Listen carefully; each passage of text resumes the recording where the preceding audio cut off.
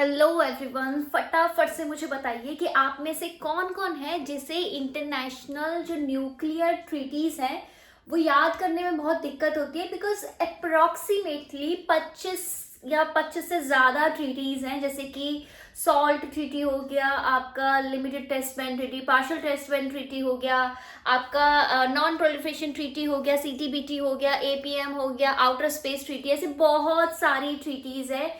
Further हमारा continent specific भी treaties है कि न्यूक्लियर रिलेटेड, ठीक है। और मोस्टली ये ट्रीटीज हमारा जब कोल्ड वॉर चल रहा था ना, तो कोल्ड वॉर के टाइम में एज अ डेटरेंस हमने जो एक न्यूक्लियर एक आर्म रेस में हम लग गए थे, as a result of that हमें लग रहा था कि यार बहुत सारे अगर न्यूक्लियर वेपन्स आ जाएंगे तो बहुत दिक्कत होगी, क्योंकि आफ्टर सेकेंड वर्ल्ड वॉर तो हमने देख ही लिया था कि कितना ज्यादा डिस्ट्रक्शन होता है। तो एक ना दिमाग में सबके, ठीक है, जो भी टॉप मोस्ट पोजीशन में थे उनके आइडिया आया कि क्यों ना हम ना इस पे कुछ ना लिमिटेशंस लगाएं, ठीक है, कुछ एक लॉज बनाए, कुछ एक अंतरराष्ट्रीय हम ट्रीटीज कर ले, कुछ एक अंतरराष्ट्रीय हम समझौता करें, सो दैट कि हम इस पे ब्रेक लगा सके।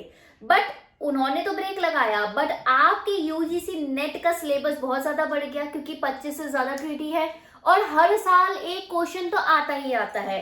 तो आज के इस लेक्चर में मैं सीरियल वाइज एक एक ट्रीटी आपको बताऊंगी, हम उसे याद करेंगे, ठीक है। इस लेक्चर का मतलब यह है कि पूरा आपको याद हो जानी चाहिए ट्रीटीज एक सीरियल वाइज, और आपको ये पता होना चाहिए कि अच्छा अगर ये वाली ट्रीटी है तो इसमें पर्टिकुलरली एक इंपॉर्टेंट चीज क्या हुई है। बिकॉज अब यूजीसी आपसे डायरेक्ट क्वेश्चन नहीं पूछते, अब यूजीसी ऐसे जलेबी की तरह घुमा फिरा के आपसे क्वेश्चन पूछते हैं। सिंपल ट्रीटी कब आई, किसके बीच में हुई, इंडिया मेंबर है क्या नहीं, ये पुरानी बात हो गई, ठीक है। अब ये पूछते हैं अरे अगर आपका पार्शियल टेस्ट बैन ट्रीटी है तो वहां पे कौन कौन से इन्वायरमेंट में बैन किया था और कहाँ पे अलाउड किया था, राइट।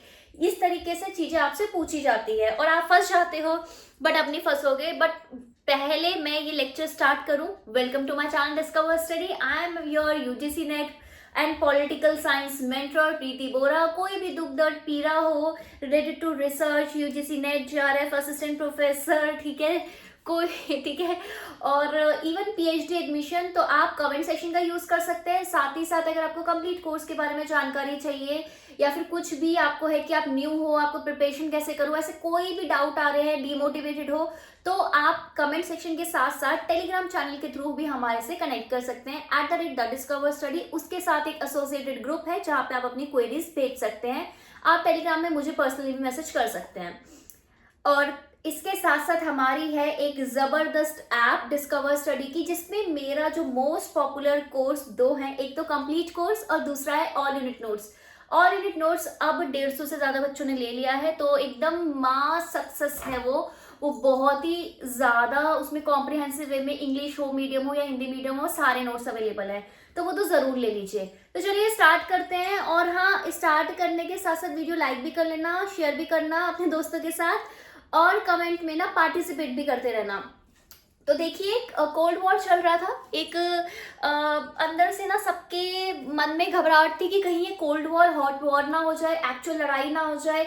और वैसे भी डेटरेंस वाला माहौल चल रहा था कि चलो किसी ने एक हथियार बनाया तो दूसरा दो बनाता था, सो दैट हाँ हम सेफ्टी में रहे, ठीक है। रियलिज्म अगर आपने सोचा होगा तो रियलिज्म आपको पता है डिफेंसिव एंड ऑफेंसिव दो तरीके के होते हैं। बाकी जिसने रियलिज्म की क्लास नहीं पढ़ी, जिसने इंटरनेशनल रिलेशंस की क्लास नहीं पढ़ी, उसके लिए मैंने पूरी प्लेलिस्ट बना रखी है यूट्यूब में ही, फ्री ऑफ कॉस्ट है। इंटरनेशनल प्लेलिस्ट, रिलेशन की जो प्लेलिस्ट है वो चेक कर लीजिए, एक एक कंसेप्ट समझा रखा है, ठीक है। तो उसमें ये था कि यार हम अपनी पावर कैसे बढ़ाए, ऑफेंसिव वाले की यार देखो पावर बढ़ा सकते हैं सो दैट हम पे कोई मतलब हम आगे रहे, क्योंकि एक्चुअली ह्यूमन नेचर क्या होता है कि ठीक है हम आगे रहेंगे, हमें मतलब हमें जिसके पास पावर वही जिसकी लाठी उसकी भैंस वाला सिनेरियो, राइट। अब आपके डिफेंसिव वाले क्या बोलते थे कि देखो अगर हमारे को कोई स्किल आते होंगे, फॉर एग्जाम्पल अगर मुझे बॉक्सिंग आती है तो सामने वाला मुझसे लड़ने में थोड़ा डरेगा, वहीं अगर मुझे कुछ नहीं आता तो वो बेझिझक मुझे मार देगा, राइट। सो ऐसे ही इंटरनेशनल रिलेशन में जब कोल्ड वॉर हो रहा था, जब दुनिया दो भागों में बट गई थी, उस समय में बहुत सारे आर्म्स नए नए बनने लग गए because of the advent of technology, और एक तरीके से डेटरेंस कह लो आप, ठीक है।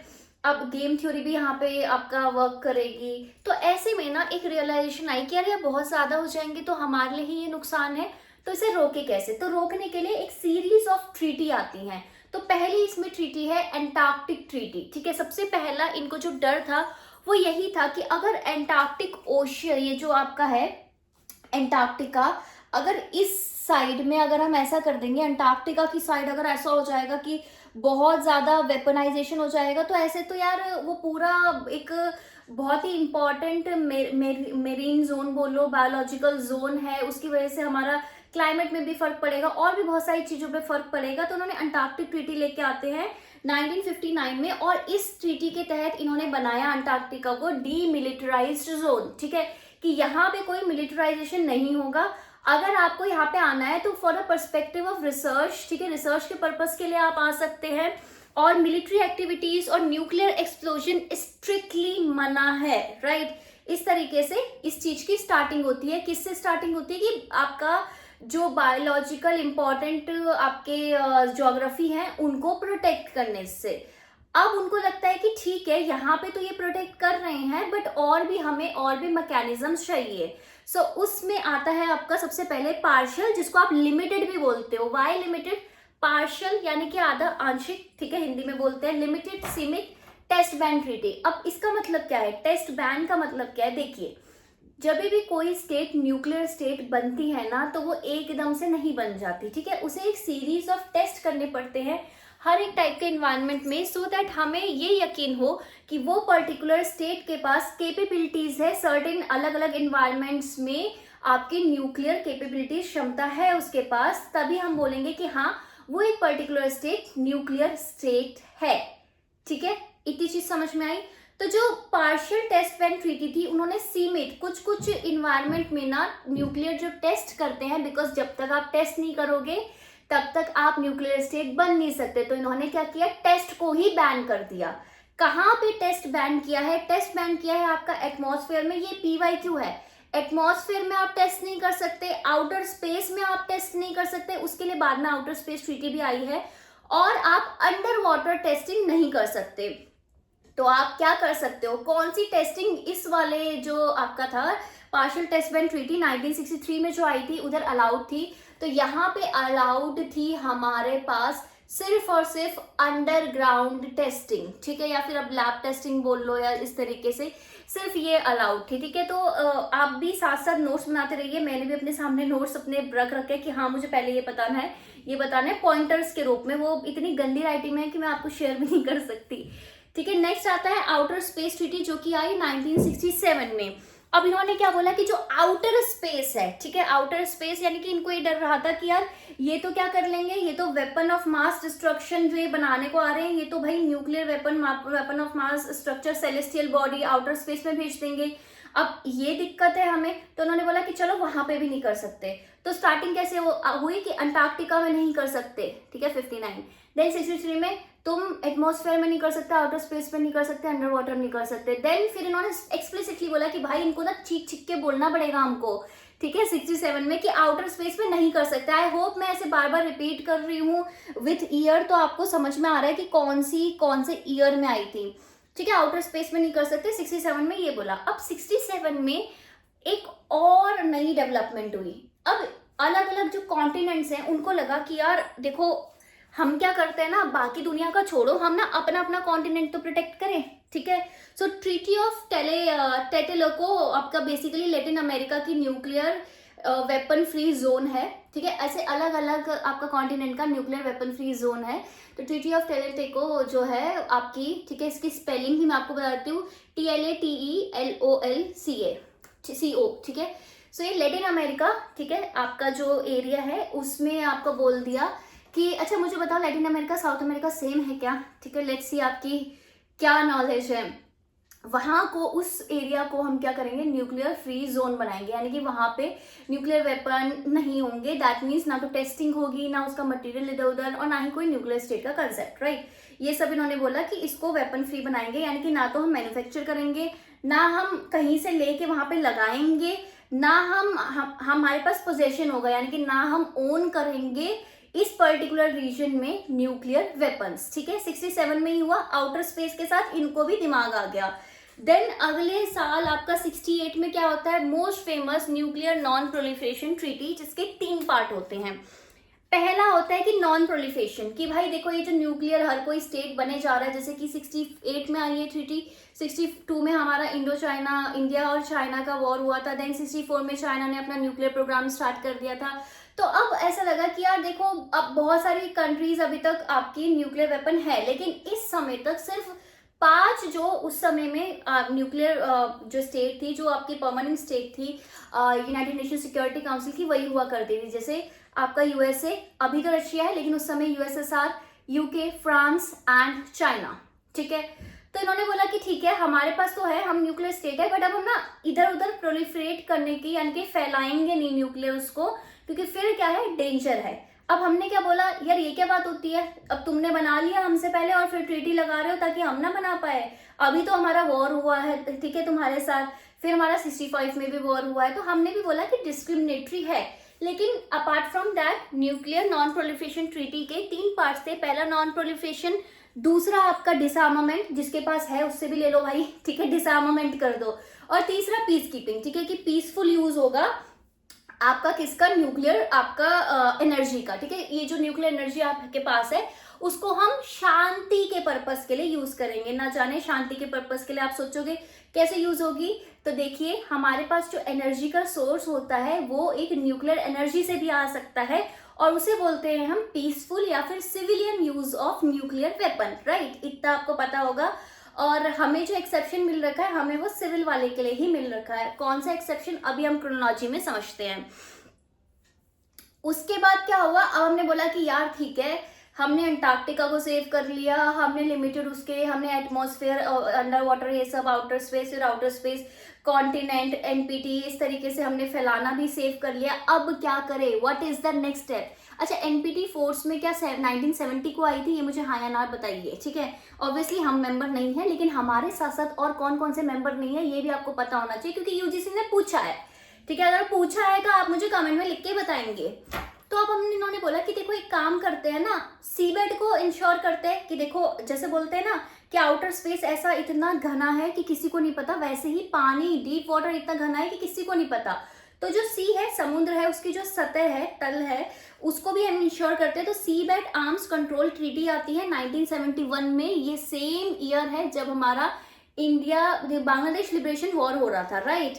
सो इंडिया नहीं, बांग्लादेश लिबरेशन वॉर, ठीक है। सो सीबेड आर्म्स कंट्रोल ट्रीटी है जो बोलती है कि जो न्यूक्लियर वेपन्स है ना, और वेपन ऑफ मास डिस्ट्रक्शन जो है, उसको आप ओशन के फ्लोर में बियॉन्ड 12 माइल कोस्टल जोन नहीं अलाउ होंगे, ठीक है। अलाउ ऑब्जर्वेशन फॉर कंप्लायंस, ठीक है। ऑब्जर्वेशन वगैरह ये सब कर रहे थे, बट ये बोले कि देखो कोस्ट से 12 माइल तक इतना ही आप कर सकते हो, टेस्टिंग वगैरह जो भी करनी है। नीचे तुम सी बेड पे नहीं रखोगे, क्योंकि वहां पे बहुत ही डेलिकेट, आपको पता है, लिविंग ऑर्गेनिजम्स हैं। अब क्योंकि ये कि आर्म्स रेस हो रही थी, तो यूएस और यूएसएसआर को लगा कि यार हमें भी कुछ इसमें कंट्रीब्यूट करना चाहिए। जब हम पूरे वर्ल्ड को एक डायरेक्शन दे रहे हैं ईस्ट और वेस्ट में, तो हमें भी, हमारा भी कंट्रीब्यूशन बनता है। तो आती है salt 1 treaty and ABM, anti ballistic missile treaty. So salt में क्या था, आप सॉल्ट की फुल फॉर्म मुझे बताइए, स्ट्रेटेजिक क्या है, AL, ठीक है, ये मुझे बताइए। इसकी फुल फॉर्म आपसे पूछी गई है, SALT 1, ठीक है, और SALT 2 भी है, अभी बताती हूँ, ठीक है ना। इन्होंने बोला कि हम दोनों, सॉल्ट 1 में बोला हम दोनों एक दूसरे के खिलाफ मिसाइल लॉन्च नहीं करेंगे 72 में, ठीक है। क्योंकि आपको पता ही है कि अगर मिसाइल कहीं से भी लॉन्च हो जाती है तो वो कोल्ड वॉर की जगह हॉट वॉर हो जाएगा, तो वो थर्ड वर्ल्ड वॉर इस समय तक किसी को भी नहीं चाहिए था। एंड ये इरा था इंटरनेशनल ऑर्गेनाइजेशन का, इंटरनेशनल लॉ का, इंटरनेशनल ट्रीटीज का, कॉपरेशन का, राइट। देन इसके साथ साथ सेम ईयर में anti ballistic missile. Anti ballistic missile क्या होती है कि जो बैलिस्टिक मिसाइल है उसे रोकने के लिए जो हम एक काउंटर मिसाइल डालते हैं, काउंटर वेपन डालते हैं, उसे बोलते हैं एंटी बैलिस्टिक मिसाइल। सो हम क्या करेंगे, हम वो भी आपका नहीं अप करेंगे, और उसे जो हमारे पास ऑलरेडी है उसे धीरे धीरे धीरे धीरे क्या करते रहेंगे, कम करते रहेंगे, ठीक है। इतना आपकी अंडरस्टैंडिंग आती है यूएस एंड यूएसएसआर के बीच में। देन आ जाती है आपका थ्रेशहोल्ड टेस्ट बैन ट्रीटी 1974। अब आपने ये नहीं सुनी होगी, आप सोचोगे लिमिटेड सुनी है, पार्शियल सुनी है, थ्रेशहोल्ड क्या है। थ्रेश होल्ड क्या होता है, किसी भी चीज को इंग्लिश में मैं बताती हूँ, थ्रेश होल्ड का मतलब होता है एक लिमिट, एक फ्रिक्वेंसी, एक अतः जो हो जाती है, वही इस ट्रीटी में हुआ है। 74 की है। इन्होंने बोला कि हमने partial test band treaty, limited test band treaty में अंडरग्राउंड टेस्टिंग अलाउ की थी ना, करी थी ना। उन्होंने बोला अब नहीं है, अब हम नहीं करते, राइट। तो अप्रोक्सीमेटली 11 साल बाद जो आपकी पार्शियल टेस्ट बैंड ट्रीटी थी, उसके 11 साल बाद इनको रियलाइज हुआ कि अंडरग्राउंड न्यूक्लियर टेस्ट आपका नहीं हो सकता, मतलब इतना ज्यादा नहीं हो सकता। ये लिमिट कर दिया टू 150 किलो टन्स, ठीक है, कि यार बहुत ज्यादा बड़े बड़े ये अंडरग्राउंड टेस्ट कर रहा है, ऐसा नहीं चलेगा। 150 किलो टन्स जो है ना, उतना ही आप कर सकते हो। और यूएस और यूएसएसआर के बीच में ये ट्रीटी होती है, पूरे वर्ल्ड का ही नहीं है, इन दोनों के बीच में है ये ट्रीटी। नेक्स्ट आता है पीसफुल न्यूक्लियर एक्सप्लोजन ट्रीटी, कि भाई पीएनई, ठीक है, पीएनई की भी फुल फॉर्म पूछ सकते हैं। आपने ज्यादा लोगों ने सुना नहीं होगा, लेकिन यूजीसी ने सुना है, वो आपसे पूछ लेंगे, राइट। उन्होंने बोला बहुत हो गया सॉल्ट, एनपीटी वगैरह, अब हम नया लेके आते हैं। तो पीसफुल न्यूक्लियर एक्सप्लोजन ट्रीटी जो है 76 की है। इसने बोला कि आपका जो न्यूक्लियर एक्सप्लोजन है ना, वो नॉन पीसफुल वे के लिए नहीं होगा। आप क्या कर सकते हो, आप न्यूक्लियर जो एक्सप्लोजन है या टेस्टिंग वगैरह है ना, या military purpose, non peaceful purpose, इन सब के लिए हम नहीं अलाउ कर रहे। बट हाँ, वहीं अगर कुछ सिविलियन पर्पस के लिए कुछ टेस्टिंग करनी है, फॉर एग्जांपल न्यूक्लियर एनर्जी बनाने के लिए कुछ करनी है, इलेक्ट्रिसिटी जनरेशन के लिए कुछ करनी है, सिविलियन पर्पस या पीसफुल पर्पस, सिर्फ उसके लिए टेस्टिंग अलाउड है, ठीक है। तो पीसफुल न्यूक्लियर एक्सप्लोजन, यानी कि nuclear explosion, obviously nuclear explosion क्यों होता है, सो दैट आपका टेस्टिंग हो, हमें रिजल्ट पता चले। तो ये सिर्फ सिविलियन के लिए उन्होंने अलाउड करा, कब, 76 में। इतना समझ में आ रहा है? समझ में आ रहा है तो लाइक भी करते जाओ और कमेंट बाजी भी करते जाओ, वैसे बहुत मुंह चलाते हो, कमेंट बाजी भी करिए। नेक्स्ट आ जाता है इन्वायरमेंट मॉडिफिकेशन कन्वेंशन होती है। ये इतना इंपॉर्टेंट नहीं है, बट क्योंकि मैं एक सीरियल वाइज चल रही हूँ, तो मेरा फर्ज बनता है आपको बता देना। ये हुई थी 76 में। इन्होंने बोला था कि देखिए, हम कोई भी ऐसा कदम नहीं उठाएंगे जिससे हमारा इन्वायरमेंट मॉडिफाई हो जाए। जैसे कि आर्टिफिशियल रेन कराते हैं कोई लोग, तो उससे क्या कर रहे हैं कि वैसे नेचुरली रेन नहीं होनी थी, बट हमने क्या किया, इन्वायरमेंट को मॉडिफाई किया। तो इन्होंने बोला कि जो इन्वायरमेंट मॉडिफिकेशन टेक्निक है ना, उसको हम मना कर रहे हैं। जैसे कि आर्टिफिशियली उस समय में अर्थक्वेक इंड्यूस कराना, सुनामी इंड्यूस कराना, इन्होंने बोला ये सब नहीं चलेगा। इसको भी हम क्या करेंगे, एक तरीके से वेपन ही समझेंगे, बिकॉज इससे मास डिस्ट्रक्शन तो हो ही रहा है ना। तो ये न्यूक्लियर, उसमें भी न्यूक्लियर वजह से भी कराते थे, तो इस वजह से इसको मना किया। देन आता है हमारे पास convention on certain conventional weapons, ठीक है, 1980 की है। इतना इंपॉर्टेंट नहीं है, बट हम सीरीज वाइज समझ रहे हैं, तो एक हम समझते हैं कि कैसे आया ये। तो उन्होंने बोला कि जो कन्वेंशनल वेपन्स है, जो कि इनह्यूमेन है, जो कि है तो न्यूक्लियर नहीं, लेकिन उसकी वजह से मास डिस्ट्रक्शन हो रहा है, तो हमने बोला, और कहीं ना कहीं वो उसमें वही सारे रूल्स लगते हैं जो कि न्यूक्लियर एथिक्स, न्यूक्लियर वेपन्स में लगते हैं, उनको भी हम क्या करेंगे, tata bye bye, right. Then आती है हमारे पास South Pacific nuclear weapon free zone treaty. So जैसे ही हमने देखा था कि लैटिन अमेरिका वालों ने किया था, वैसे ही साउथ पैसिफिक वालों ने बोला कि देखो, हम अपने जो साउथ पैसिफिक वाला है, जोन है, एरिया है, उसको न्यूक्लियर फ्री जोन बनाएंगे। ये कब की थी? ये थी 1985 की। नेक्स्ट आता है इंटरमीडिएट, अच्छा, INF आपसे पूछा जाता है, intermediate range nuclear forces treaty 1987 की, ठीक है। इसमें बोला कि जो यूएस और सोवियत यूनियन है ना, इनके बीच में जो 500 से, मतलब कुछ ऐसे वेपन्स होते हैं ना कि हर एक वेपन की ना कोई रेंज होती है, ठीक है, कि कितनी है, क्रूज है, बैलिस्टिक है, क्या रेंज है, ठीक है, आपका कम है, ज्यादा है, कॉन्टिनेंटल आपकी है, कि किस तरीके से रेंज है। तो 500 से 5500 किलोमीटर, ये रेंज याद रखना, ठीक है। 500 से 5500 किलोमीटर के बीच की ही आपकी ग्राउंड बेस्ड मिसाइल रहेंगी। उससे ज्यादा तुम, ऐसा नहीं है कि 7000 किलोमीटर, 8000 कर लो ताकि एक जगह बैठे बैठे दूसरा कॉन्टिनेंट तबाह कर लो। This will not be allowed, ठीक है। ये 87 की है, INF ट्रीटी बोलते हैं। Then comes START treaty, START। Full form क्या है? फुल फॉर्म आप मुझे बताएंगे। इस ट्रीटी ने क्या किया, आपका यूएस और USSR, क्योंकि अभी इस समय रशिया हो जाएगा थोड़ा, क्योंकि कन्वर्जन वाला टाइम आ जाएगा, 1991 में आई थी, ध्यान रखना, कि न्यूक्लियर जो आर्सेनल है ना, उसकी रेंज में, उसके नंबर में थोड़ा कटौती करी कि चलो ठीक है, अब आपका कोल्ड वॉर एंड होने को आ गया है, डेटरेंस की जरूरत नहीं है, आर्म्स रेस की जरूरत नहीं है, म्यूचुअली अश्योर्ड डिस्ट्रक्शन की जरूरत नहीं है, तो अब इसे कम करो, ठीक है। इस वाले स्टेज में आ जाता है। देन आता है लिस्बन प्रोटोकॉल 1992। इसने सोवियत जो आपकी यूनियन थी उसको बाइंड करा कि ठीक है आप ना स्टार्ट वन की ऑब्लिगेशंस को आपको मानना ही पड़ेगा। क्यों मानना पड़ेगा? बिकॉज आफ्टर कोल्ड वॉर, आपका कोल्ड वॉर कैसे खत्म होता है, यूएसएसआर का डिसइंटीग्रेशन होता है उसमें। तो बहुत सारा एरिया आपका जाता है, इकोनॉमी पर्सपेक्टिव से रशिया के लिए सही नहीं होता, तो बहुत सारी चीजें होती है। तो इसको बाइंड कर दिया कि ठीक है जो पहले 91 में स्टार्ट ट्रीटी हुई थी आपको मानना पड़ेगा। लिस्बन प्रोटोकॉल जो अगले साल हुई थी 92 में, उसमें ये चीज फाइनल होती है। देन आ जाता है स्टार्ट 2 जो कि 1993 में लिस्बन प्रोटोकॉल के एक साल बाद आती है, और वो आपको क्लियरली बोल देती है कि देखो पहले आपने इतने कम किए थे स्ट्रेटेजिक वेपन्स, अब आप इसे और फर्दर रिड्यूस कर दो। लेकिन ये इतनी कहीं ना कहीं हम बोलेंगे कि रिड्यूस करना अलग बात होती है, बट कभी लोग एग्री नहीं करते, डिस्क्रिमिनेटरी होती है, तो ये वाली ट्रीटी फोर्स में ही नहीं आ पाती, राइट। ये ध्यान रखना, बहुत सारे लोगों को नहीं पता। START two never entered into force, ठीक है, डायरेक्टली इतना वो नहीं है। देन आता है ट्रीटी ऑफ पेलिंडावा, ठीक है, ये एग्जाम में आया था। तो जैसे लैटिन अमेरिका का, साउथ पैसिफिक का अपना अपना न्यूक्लियर फ्री जोन बनने का सिनेरियो था ना, वैसे ही ट्रीटी ऑफ पेलिंडावा आई, जिन्होंने बोला कि जो अफ्रीका है ना, 1996 में आई है ये, जो अफ्रीका है ना, तो हम African nuclear weapon free zone बनाएंगे, कि अफ्रीका वाले एरिया को हम न्यूक्लियर वेपन फ्री जोन बनाएंगे। यानी कि ना तो हम पोजेस करेंगे, ना हम मैन्युफैक्चर करेंगे, ना हम कहीं से डिप्लॉय करेंगे nuclear weapon in the African continent, ठीक है। नेक्स्ट आती है comprehensive nuclear test band treaty. अब कॉम्प्रिहेंसिव का मतलब क्या होता है? अंग्रेजी जो शब्द है उसका मतलब ये होता है कि हर एक एरिया से, हर एक जगह में हम नहीं करेंगे न्यूक्लियर टेस्ट, और इसलिए हमने भी बोला कि भाई ठीक है तुम ही करो, अपना ही चलते रहो, ठीक है, क्योंकि ये फोर्स में भी नहीं आई होगी। क्यों? क्योंकि इसमें लिखा था कि जितनी भी न्यूक्लियर, अब उनको पता था कि देखो एनपीटी सबने यूज, मतलब हाँ तो बोली नहीं है, तो बहुत सारे ऐसे स्टेट हैं जो कि आपकी न्यूक्लियर स्टेट बन चुकी हैं, तो जब तक सारी न्यूक्लियर स्टेट बोलेंगी नहीं कि हाँ भाई सीटीबीटी को एनफोर्स कराओ, तब तक वो होगी नहीं, ठीक है ना।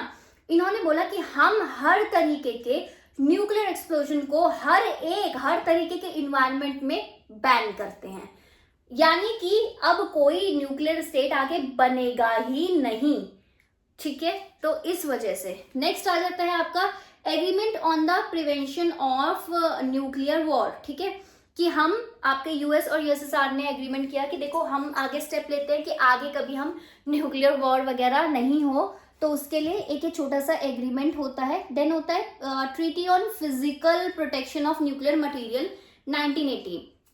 इसमें बोला कि देखो न्यूक्लियर मटेरियल और जो फैसिलिटीज है, अब देखो न्यूक्लियर हम स्टेट नहीं बन रहे वो बात अलग है, लेकिन न्यूक्लियर मटेरियल है ना, फिसाइल मटेरियल है, रेडियो एक्टिव है, न्यूक्लियर फैसिलिटीज है, चेर्नोबिल तो सबको याद है कि अगर न्यूक्लियर फैसिलिटी में कुछ भी गड़बड़ हो जाए तो कितना बड़ा उसका इम्पैक्ट हो सकता है, ये हम सबको पता है।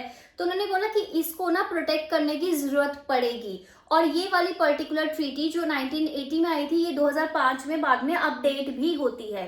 देन आता है south Asian nuclear weapon free zone treaty, जिसको आप बैंकॉक ट्रीटी बोलते हैं। तो साउथ एशिया ने बोला कि देखो हमें भी तो न्यूक्लियर वेपन फ्री जोन बनना है, तो उसके लिए बैंकॉक ट्रीटी होती है 1995 में, ठीक है, इतना ध्यान रखना।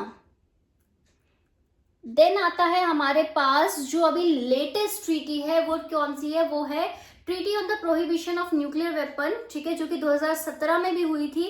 एंड बिकॉज आईकैन ने ये पॉसिबल कराया कि ये ट्रीटी सबने यूनिवर्सली साइन हुआ है, इसलिए इनको नोबेल पीस प्राइज भी मिला था। अब आप मुझे बताएंगे कि कौन से ईयर में मिला था। इन्होंने बोला ना तो डेवलपमेंट होगा, ना आप बनाओगे, ना आप पोजेस करोगे, ओन करोगे, ना आप यूज करोगे, ना आप किसी को धमकाओगे, थ्रेट भी नहीं कर सकते कि न्यूक्लियर वेपन के मतलब रिगार्डिंग। एंड कॉम्प्लीमेंट करता है ये ग्लोबल डिसआर्मामेंट इफेक्ट्स, राइट। तो ये आपकी जर्नी है इंटरनेशनल, जो हमने देखा कि न्यूक्लियर जो ट्रीटीज हैं उन सब की। अब इसमें हमको पता है सिविल, आपका जो हमारा 1, 2, 3 एग्रीमेंट है सिविल न्यूक्लियर वाला, वो क्या है? वो ये है कि देखिए हमने एनपीटी तो साइन नहीं किया, और एक ना एनएसजी होता है, ठीक है, एनएसजी की फुल फॉर्म बताइए। वो एनएसजी वो लड़ाई वाला एनएसजी नहीं, एनएसजी न्यूक्लियर, एस से आप बताइए सप्लायर्स ग्रुप, ठीक है, सप्लायर्स ग्रुप है कि सपोर्ट ग्रुप है, मुझे बताइए। तो बेसिकली ये जो ग्रुप है, ये इसका काम ये है कि देखिए जो जो आपके न्यूक्लियर स्टेट बन गया, ठीक है, जिसने एनपीटी साइन की है, अब जो जिसने भी एनपीटी साइन किया है, जो आपका बन गया है, तो हमने पहले से डिसाइड किया था कि हम न्यूक्लियर वेपन को ऐसे बांटेंगे नहीं, ठीक है। तो हम कैसे रोक सकते हैं बाकी कंट्रीज को न्यूक्लियर हथियार ये सब बनाने से? हम ऐसे रोक सकते हैं कि वो उसको ना तो हम मटेरियल देंगे, ना हम कुछ टेक्नोलॉजी देंगे, ये सारी चीजें। हमने बोला कि यार ये तो तुम डिस्क्रिमिनेटरी कर रहे हो। ऑब्वियसली हमने एनएसजी ट्रीटी साइन नहीं की। जो एनएसजी साइन नहीं, जो एनपीटी साइन नहीं करता वो आपका एनएसजी का भी मेंबर नहीं बनता, राइट। और अब जो मेंबर नहीं बनेगा, ना तो उसको सप्लाई मटेरियल मिलेगा, ना उसको टेक्नोलॉजी मिलेगी। तो हमने बोला यार हम जो हैं, इंडिया जो है वो न्यूक्लियर स्टेट बना है, बट ऐसा नहीं है कि हमारी कोई रिस्पॉन्सिबिलिटी नहीं है। हमारी जो ऑपरेशन बुद्धा से लेकर ऑपरेशन शक्ति तक आपका जो हमारा सफर रहा है 1974 से 1990 कब का, 8 का या 9 का, ये बताइए मुझे, ठीक है, कि जब हम न्यूक्लियर स्टेट बने हैं, तो ऐसा नहीं है कि हम ऐसा रिस्पॉन्सिबल नहीं है, हम बहुत रिस्पॉन्सिबल है। हमने Jan 1, 2003 में ही अपनी एक न्यूक्लियर ट्रीटी आपका पॉलिसी निकाली, जिसमें हमने साफ साफ लिखा है कि हम कभी भी पहले यूज नहीं करेंगे, ठीक है, हम हमेशा सेकंड स्ट्राइक करेंगे। हम ऐसा नहीं है कि कोई न्यूक्लियर स्टेट है नहीं उसके खिलाफ हम धमकाएंगे, उसके खिलाफ यूज करेंगे, नहीं। हमारा क्या होगा, हम सिर्फ उतना ही न्यूक्लियर डेवलपमेंट करेंगे जितना मिनिमम हमें रिक्वायर्ड है हमारी प्रोटेक्शन के लिए। फर्दर ऐसा नहीं है कि हर कोई जाके न्यूक्लियर अप्रूवल दे दे, नहीं, उसके लिए न्यूक्लियर कमांड, पूरी अथॉरिटी, स्ट्रेटेजिक ग्रुप पूरा अच्छे से है। एनएसजी, प्राइम मिनिस्टर, सबका हमने नहीं, एनएसए, प्राइम मिनिस्टर, हर किसी का रोल हमने बता रखा है। पॉलिटिकली कौन वो करेगा, किस तरीके से सब चीज होगी, हमने सब बता रखा है। तो हमने बोला कि हम इररिस्पॉन्सिबल नहीं है, हम रिस्पॉन्सिबल है। हमने एनपीटी इसलिए साइन नहीं की क्योंकि हम नॉन प्रोलिफरेशन नहीं चाहते। हमने एनपीटी इसलिए साइन नहीं की क्योंकि वो डिस्क्रिमिनेटरी है, ठीक है। और हमारे ऊपर अगर हम देखें तो हमारा पास में पाकिस्तान और चाइना के साथ ऑलरेडी वॉर हो चुका है, और चाइना एक न्यूक्लियर स्टेट है, तो वो हमारे लिए स्ट्रेटेजिकली भी हम बोले, फॉरेन पॉलिसी के भी पर्सपेक्टिव से बोले, तो that is not safe for us, ठीक है। सो दैट इज वाई हमने बोला कि देखो, हम इसका मतलब आप हमको डिस्क्रिमिनेट करोगे। Second largest population in the world अगर वो चाहती है कि वो सिविलियन यूज के लिए न्यूक्लियर आपका डेवलपमेंट करे, इलेक्ट्रिसिटी बनाए, क्योंकि हमारा most of the dependence thermal coal power पे है, जो कि एक रिन्यूएबल सोर्स ऑफ पावर नहीं है, वो नॉन रिन्यूएबल है। तो क्लाइमेट चेंज कहीं ना कहीं आप इम्पैक्ट हो रहा है इससे। क्यों? क्योंकि आपकी ट्रीटीज से जो इंटरनेशनल है, सो हमें क्या चाहिए, हमें एक्सेप्शन चाहिए, ठीक है। और वो एक्सेप्शन हमें 2008 में मिलता है in the form of 1, 2, 3 agreement, कि ठीक है आपने नहीं साइन किया, बट आप सिविल पर्पस के लिए न्यूक्लियर आप डेवलपमेंट कर सकते हैं। लेकिन एक शर्त क्या है कि जो आपका इंटरनेशनल कौन सी ये होती है, कि कौन सी आपकी एजेंसी होती है, IAEA होती है, ठीक है, फुल फॉर्म आप मुझे बताएंगे, इंटरनेशनल एटॉमिक एनर्जी एजेंसी। सो इसमें क्या होता है कि इनकी आपके देख रेख में रखोगे आप सर्टेन प्लांट्स, ठीक है, ये मॉनिटर कर सकते हैं कि हाँ आप सिविल यूज के लिए ही कर रहे हो, आप बाकी यूज के लिए नहीं कर रहे, ये सब चीजें आपको ध्यान में रखनी पड़ेगी, right. That was all about कि जो न्यूक्लियर डेवलपमेंट हुआ है इंटरनेशनल फोरम में और हमारा इंडियन कंटेक्स्ट में उसका क्या चीजें हैं। सो आई होप कि आपको ये पूरा टॉपिक बहुत अच्छे से समझ में आया हो। अगर आपको और भी वीडियो लेक्चर्स चाहिए, जैसे कंपैरेटिव पॉलिटिक्स बहुत डिफिकल्ट लगता है, आई एम श्योर आपको, है, international relation, foreign policy, public administration, ये सारे लेक्चर सीरीज मैंने प्लेलिस्ट में डाल रखी है, तो जाके प्लेलिस्ट एक्सप्लोर कीजिए। हमारी जो आपकी डिस्कवर स्टडी की ऐप में है उसमें कंप्लीट कोर्स है, जिसमें वीडियो लेक्चर्स भी हैं, नोट्स भी हैं और टेस्ट सीरीज भी हैं। और टेस्ट सीरीज में आपको पता है पेपर 1 भी इंक्लूडेड है, जैसे आप यूजीसी में पेपर देते हो ना, एग्जैक्टली वैसा है। पेपर 1 और पेपर 1 अलग से भी अवेलेबल है, टेस्ट सीरीज अगर आपको अलग से लेनी हो तो, और पेपर 1 और पेपर 2 की टेस्ट सीरीज भी अवेलेबल है, नोट्स भी अवेलेबल है, और अगर आप सिनॉप्सिस बनाना चाहते हैं तो वो वाला कोर्स भी अवेलेबल है, जो आपको बताएगा कि सिनॉप्सिस में क्या होना चाहिए, क्या नहीं होना चाहिए आपके सिलेक्शन के लिए। तो फटाफट से सारे रिसोर्सेस आप अच्छे से एक्सप्लोर कीजिए और मुझे कमेंट सेक्शन में बताइए आपको नेक्स्ट वीडियो कौन से टॉपिक में चाहिए, ठीक है। So bye bye, take care, have a nice day. Video को सारे लोग लाइक करके चाहिए, कमेंट करके चाहिए।